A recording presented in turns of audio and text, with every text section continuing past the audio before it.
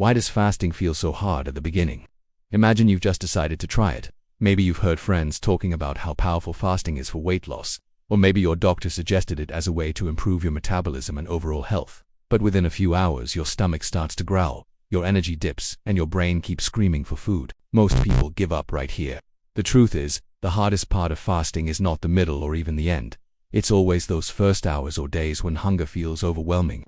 Hi everyone, welcome back to our Senior Health series, where we bring science-backed insights to help you live stronger, healthier, and longer. In today's episode, we're diving into a problem nearly every faster faces: hunger. More importantly, we'll explore how world-renowned fasting expert Dr. Jason Fung, author of The Complete Guide to Fasting, says you can push past those first tough hours without destroying the benefits of your fast. So, what exactly happens in your body when you begin fasting? Normally, when you eat, your insulin levels rise. Insulin acts like a key that helps your body store away calories from your meal, either as sugar in your blood or as fat in your cells. But during fasting, insulin levels begin to fall. That's the signal for your body to unlock those stored calories and start using them for energy. In theory, this is perfect. You stop eating, your body burns fat, and the weight comes off. But there's a catch. In the first few hours, your body hasn't fully switched gears yet. Instead of happily burning fat, it's still searching for the glucose it's used to. This is when your hunger feels the most intense. Dr. Fung explains that this is where many people make a mistake. They either give up entirely or eat too much, which spikes insulin again and resets the whole process. But there's a smarter way forward: strategic light snacks that don't sabotage your fast. In the next part, we'll break down the 3 types of hunger you'll face and how to outsmart them. Because once you understand hunger, fasting becomes far less intimidating. When most people think of hunger, they imagine one simple feeling: an empty stomach growling for food. But according to Dr. Jason Fung and many researchers in nutrition science, hunger is more complex than that. In fact, scientists classify hunger into 3 main types: conditioned hunger, hedonic hunger, and homeostatic hunger. Understanding these differences is key to surviving the first 12 hours of a fast. The first type, conditioned hunger, is based on habit and cues. Think about it. If you've eaten lunch at noon every day for 20 years, your body expects food at that exact time. When the clock strikes 12, your stomach starts to rumble, even if you ate a big breakfast. This isn't true biological need, it's conditioning. Researchers at the National Institute of Diabetes and Digestive and Kidney Diseases, NIDDK, have shown that meal timing habits play a huge role in when we feel hungry, regardless of our body's actual energy needs. Next comes hedonic hunger. This isn't about survival at all. It's about cravings and pleasure. Maybe it's the smell of popcorn at the movies, or the sight of a slice of chocolate cake. Even when you're not physically hungry, your brain can create a powerful urge to eat. Neurologists at Yale University's Rudd Center for Food Policy and Obesity have studied how food cues light up the brain's reward centers, tricking us into wanting food simply because it looks or smells appealing. During fasting, hedonic hunger often strikes hardest in the first few hours. Finally, there's homeostatic hunger, the real deal. This is when your body actually needs energy. Typically, it appears 8 to 12 hours after your last meal, as your body starts running low on glucose and begins transitioning to fat burning. Dr. Fung calls this the pseudo-homeostatic hunger stage because once your body flips into fat-burning mode, the hunger fades naturally, but getting through those hours can be tough. The encouraging news: all 3 types of hunger come in waves. They rise, peak, and then fade. If you can wait out a wave, sometimes just 15 to 20 minutes, the intensity drops. That's why Dr. Fung insists the first step in successful fasting is simply understanding hunger's patterns. Once you know hunger isn't permanent, you're less likely to panic and give up too early.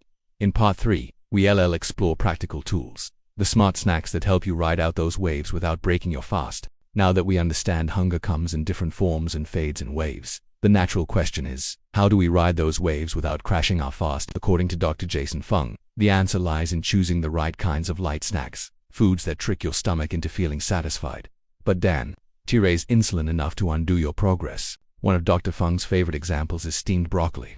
At first glance, broccoli might not seem exciting, but during a fast, it becomes surprisingly satisfying. Why? Because broccoli is about 90% water and fiber, with only a tiny amount of calories. That fiber swells in your stomach and takes a long time to digest, giving you the sensation of fullness without actually spiking your insulin. A study from the Harvard T.H. Chan School of Public Health confirms that high fiber, low-calorie vegetables can significantly reduce appetite during calorie restriction. Dr. Fung even jokes that plain broccoli can taste like the best thing you've ever eaten when you're refasting, simply because your body is craving relief. Another excellent option is olives. These little snacks are loaded with monounsaturated fats. The same heart-healthy fats studied extensively in the Mediterranean Diet Research Project at the University of Barcelona. Just a handful of olives provides enough fat to trigger a sense of fullness, while actually helping your body shift more quickly into fat-burning mode. This isn't just a trick to fool your hunger, it's a metabolic advantage. For those who prefer something crunchier, nuts like almonds or macadamias are another top choice. They're almost entirely made of fat and fiber, which means they digest slowly and give your body the steady energy it needs during fasting. Research published in the American Journal of Clinical Nutrition shows that nuts not only reduce hunger but also improve insulin sensitivity, exactly what fasters want. And then there's the superstar snack, half an avocado. Packed with fiber, healthy fats, and potassium, avocado does more than fight hunger. Potassium is essential for maintaining electrolyte balance, which prevents cramping, fatigue, and irregular heartbeats during longer fasts. Nutritionists at the Mayo Clinic often highlight avocado as one of the most nutrient-dense foods available. These snacks don't replace meals, but they act as lifelines. They allow you to stay in control of your fast, ease psychological stress, and make the experience sustainable, especially for beginners. In Part 4, we'll go deeper into why electrolytes, fats, and even familiar foods like cheese and eggs can make your fasting journey smoother and safer. When fasting stretches beyond a few hours, it's not just about curbing hunger, it's also about keeping your body stable. This is where electrolytes and nutrient-rich fats play a critical role. Without them, you may experience headaches, fatigue, or even muscle cramps that can derail your fasting journey. Take potassium, for example. This mineral is often overlooked, yet it's vital for heart rhythm, nerve function, and muscle contractions. During fasting, your body loses electrolytes more quickly, especially if you're drinking more water or coffee. That's why snacks like avocado are considered power foods by experts at the Cleveland Clinic. Half an avocado not only calms hunger but also delivers a rich dose of potassium, preventing the lightheadedness or weakness many fasters report. Healthy fats are another cornerstone. Unlike sugar, which spikes and crashes your energy, fats provide slow-burning fuel. Olives, nuts, and avocado again shine here. But Dr. Fung also recommends leaning on familiar high-fat foods for those new to fasting. For example, a small piece of aged cheese, such as cheddar or parmesan, is dense in protein and fat, creating a satisfying fullness. Studies from the University of Copenhagen show that dairy fats can enhance satiety and reduce overall calorie intake later in the day. Similarly, eggs are a simple, affordable, and highly effective fasting aid. Just one boiled egg is rich in protein and fat, but has minimal impact on insulin levels. According to the Egg Nutrition Center and research published in Nutrients Journal, eggs rank among the most satiating foods, helping you feel fuller for longer. The only downside, Dr. Fung cautions, is that protein-based snacks like eggs and cheese may slightly delay the body's switch from burning glucose to burning fat. But for many people, especially beginners, the trade-off is worth it. Ultimately, fasting isn't a battle of willpower alone. It's about working with your body's biology. By supporting electrolytes and choosing fats wisely, you make fasting less stressful and far more sustainable. The goal isn't perfection, it's progress. In Part 5, we'll explore the drinks that can supercharge your fast, like bone broth and coffee, and wrap up with key takeaways to keep you motivated. So far, we've talked about snacks that can help you survive the toughest waves of hunger during fasting. But what if you'd rather sip something instead of eating? According to Dr. Jason Fung and researchers across nutrition science, the right drinks can be just as effective, sometimes even more so, at supporting your fast while keeping hunger at bay. One of the best options is bone broth. Unlike sugary drinks or even fruit juices, bone broth is low in carbohydrates and rich in electrolytes, collagen, and amino acids. These nutrients keep your body functioning smoothly during fasting. Studies at the University of Nebraska Medical Center show that bone broth replenishes sodium and potassium to electrolytes that drop quickly in extended fasts. That's why many fasting practitioners, including Dr. Fung himself, recommend bone broth as the ultimate comfort drink. It not only satisfies but also prevents the fatigue, cramps, and brain fog that can sabotage your fast. Another powerful ally is coffee.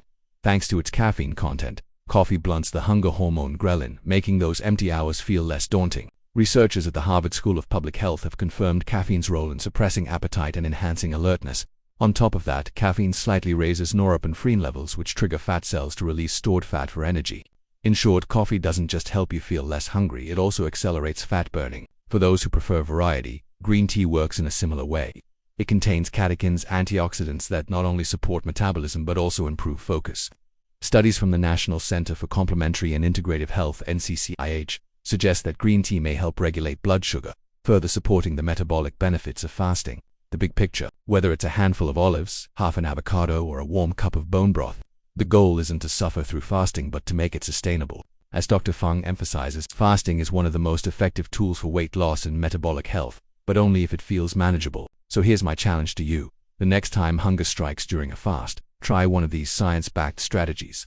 Don't forget to share your own fasting tips in the comments. Your insights might help someone else succeed. And if you found this video helpful, please hit like, subscribe to our channel, and stay tuned for more senior health strategies designed to keep you thriving.